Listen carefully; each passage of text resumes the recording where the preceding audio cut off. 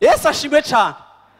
Ndashimira Imana ko itavuze ko izonyishurira mu Nyakabiga muri live center, kuko vyongora yuko ijoro ryose numva ashaka kumedita ku Mana, mfata imodoka nkaza mu Nyakabiga. Ndashimira Imana itatubwiye ngo tugende i Yerusalemu ngo niho twishurirwa. Naho uno munsi abakristo basigaye baraguza bakagenda gutemberera Yerusalemu, bamwe bagasubira kandi kubatirizwa ubugira kabiri, ngo kuko bagomba kubatirizwa muri Yorodani ngo niho Yesu yabatirijwe. Reka nakubwire ntawe ubatirizwa kabiri kuko atawupfa kabiri.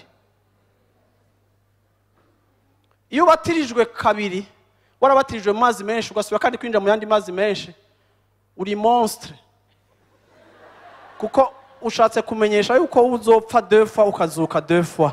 Ariko bwira mu cyane dupfa rimwe tukazuka rimwe. Abantu kubwo kutamenya ijambo bakora amafuti muri emotion. Ngo nageze Yerusalemu nahezagiwe, nasubiye kandi kumva no batirizwa hajya emotion.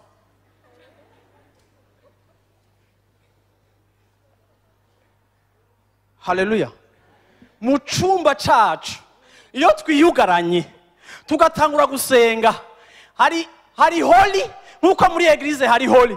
Murambona hari abantu binjira mu rushengero ukabona agiye yunama, uravyumva agashika kicara, ukabona ko yubashinze ukwere, ukabona ko azi. Iyo ni culture yaho twavuye, aho uva muhira ugatraversa, atari uko muhira habuze tranquillité, ariko kubera ikibazo ufise kuva ko kwishura uje gaho muri live center.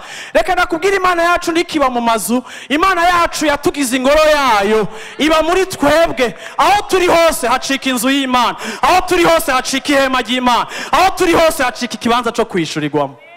Haleluya. Yesu ashimwe cyane. Yehoshafati yagiye hajya kuko niho byakorekera, ariko yibutsa Imana amasezerano.